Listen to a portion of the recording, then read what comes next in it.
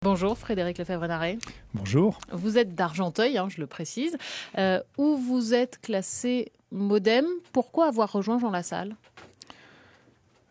Oui, je suis effectivement conseiller municipal d'Argenteuil depuis 2014. J'étais déjà plus au Modem, mais effectivement, ça correspond historiquement à mes idées. De même qu'à celle de Jean Lassalle. Eh bien, on a l'un et l'autre quitté à des dates différentes le Modem parce qu'on pensait que c'était plus les bons choix, c'était plus ce qui répondait à l'attente, aux besoins des Français. Les Français ne veulent plus toujours plus d'intégration européenne. Ils se rendent compte qu'ils ont besoin de démocratie nationale. Ils veulent plus toujours plus de technocratie dans les régions, les intercommunalités qui bouffent tout. Ils veulent retrouver la démocratie à l'échelle des communes. Ils veulent plus la financiarisation à outrance, la dérégulation. Ils veulent reprendre le contrôle sur l'économie. Ils veulent des emplois. Et voilà, les choix qu'a fait le Modem ne vont plus dans ce sens-là, et on pense qu'il faut être plutôt du côté des Français. Et alors, que propose Jean Lassalle, par exemple, pour retrouver l'emploi ? Vous venez d'en parler. Dans le domaine de l'emploi, effectivement, c'est vraiment l'essentiel du programme, parce que le chômage, c'est la cause des problèmes de la France. C'est pas la conséquence, c'est la cause. Quand il y a 7 millions de gens qui n'ont pas de boulot, qui n'ont pas le boulot qu'ils veulent, tout le monde est paralysé, les gens n'osent pas prendre d'initiative dans leur entreprise, et c'est toute l'économie qui est bloquée. Donc qu'est-ce que propose Jean Lassalle ? Il propose de commencer dès l'été, déjà sans attendre, en organisant des stages de quelques semaines dans les lycées professionnels, en mobilisant les enseignants volontaires, en mobilisant les lycées, parce que c'est quelque chose qui n'existe pratiquement pas en France. On peut se recycler sur une année entière, on peut faire une journée de formation quand on est salarié, mais des stages de recyclage sur quelques semaines, avec aussi quelques semaines en entreprise qui permettent de découvrir un nouveau métier, ça permettrait d'ouvrir énormément de possibilités. J'ajouterais aussi le service national, qui veut restaurer. Tous les candidats se sont mis à l'imiter l'un après l'autre, mais c'est important que tous les jeunes commencent dans la vie active avec une expérience réussie sur leur CV, d'une mission qui est menée en commun, où ils tissent des liens entre eux. Et dans certains pays, c'est souvent les startups se créent souvent entre des jeunes qui ont fait le service ensemble, qui ont envie de continuer à entreprendre. Donc ça serait vraiment un moteur très important pour remettre le pays en route. Encore faut-il que les jeunes soient motivés, que les enseignants soient disponibles, que les entreprises soient prêtes aussi à les accueillir, ce qui est quand même aujourd'hui loin d'être le cas. Je crois que les Français veulent bouger, ils veulent faire des choses et qu'ils se désespèrent de voir leurs hommes politiques tourner en rond et faire de la langue de bois. Je suis sûr qu'il y a énormément d'énergie, de bonne volonté prête.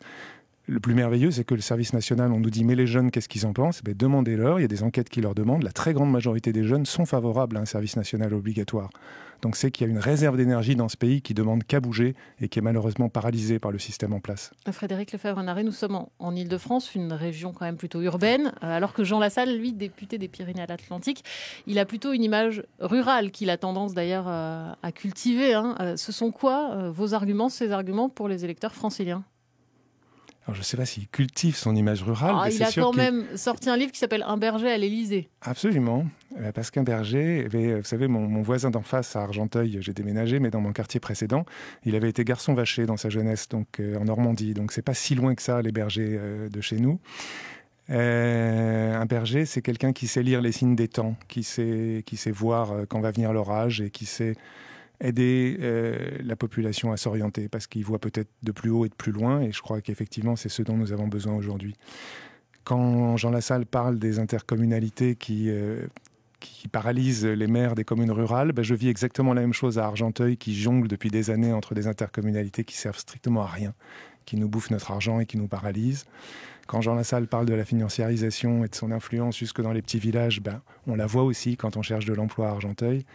Quand Jean Lassalle il a visité les 30 quartiers les plus difficiles de France, la nuit à pied entre minuit et 5 heures du matin. Il est venu à Argenteuil suite aux émeutes d'il y a 3 semaines pour rencontrer des gens, y compris des jeunes, entre guillemets, des gens qui peuvent être proches des problèmes qui se sont produits.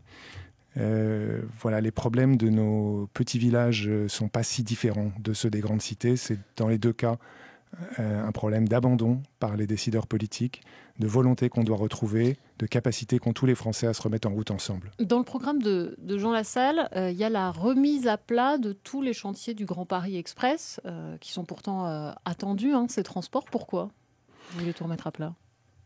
Ça, c'est le moins qu'on puisse dire.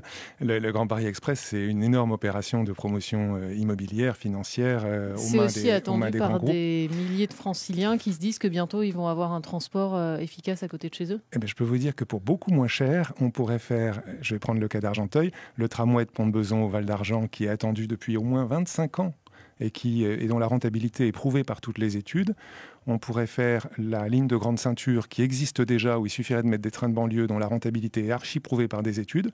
Mais au lieu de faire ces projets-là qui serviraient à la population, on préfère faire des projets qui servent aux grands groupes de BTP. Ben non.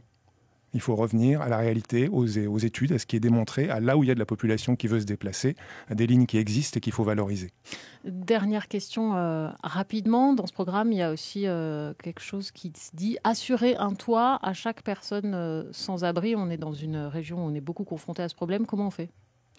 Oui, vous avez tout à fait raison. À peu près une personne sans abri sur 3 est dans Paris intramuros, une personne sur 3 est en banlieue de Paris, une sur 3 en province. Donc là, Paris et la région Île-de-France sont vraiment particulièrement touchés. Comment vous leur donnez un toit ? Oui, tout à fait. Il y a beaucoup de pays qui y sont arrivés, les Pays-Bas, le Royaume-Uni, etc. En réalité, ce n'est pas très difficile parce qu'il n'y a pas beaucoup de personnes sans abri, contrairement à ce qu'on imagine parfois. Il y en a à peu près 15 000.